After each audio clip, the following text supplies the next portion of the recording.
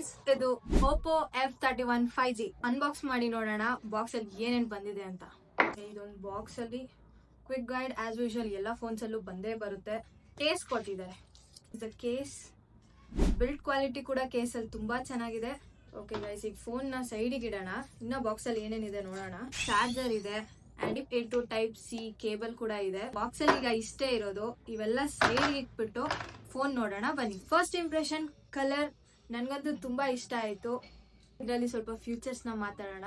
First battery ನೋಡೋದಾದ್ರೆ 7000 mAh battery ಇದೆ ಇದರಲ್ಲಿ. ಅಂಡ್ 80 ವಾಟ್ ಸೂಪರ್ ಚಾರ್ಜಿಂಗ್ ಜೊತೆ ಬರ್ತಾ ಇದೆ. ಅಷ್ಟೇ ಅಲ್ಲ, ಇದರಲ್ಲಿ ರಿವರ್ಸ್ ಚಾರ್ಜಿಂಗ್ ಕೂಡ ಪಾಸಿಬಲ್ ಇದೆ. ಇದು 360 ಡಿಗ್ರಿ ಡ್ಯಾಮೇಜ್ ಪ್ರೂಫ್ ಪ್ರೊಟೆಕ್ಷನ್ ಅಲ್ಲಿ ಬರ್ತಿದೆ.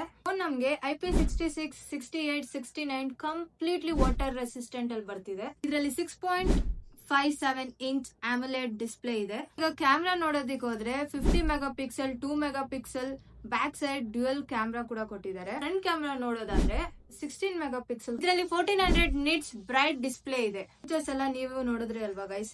ಸೊ ಇದು September 27th ರಿಲೀಸ್ ಆಗ್ತಿದೆ. ಅಂಡ್ ಈ ಫೀಚರ್ಸ್ ತಕ್ಕಂಗೆ ಪ್ರೈಸ್ ಎಷ್ಟಿರುತ್ತೆ ಅಂತ ಕಮೆಂಟ್ ಬಾಕ್ಸ್ ಅಲ್ಲಿ ಕಮೆಂಟ್ ಮಾಡಿ.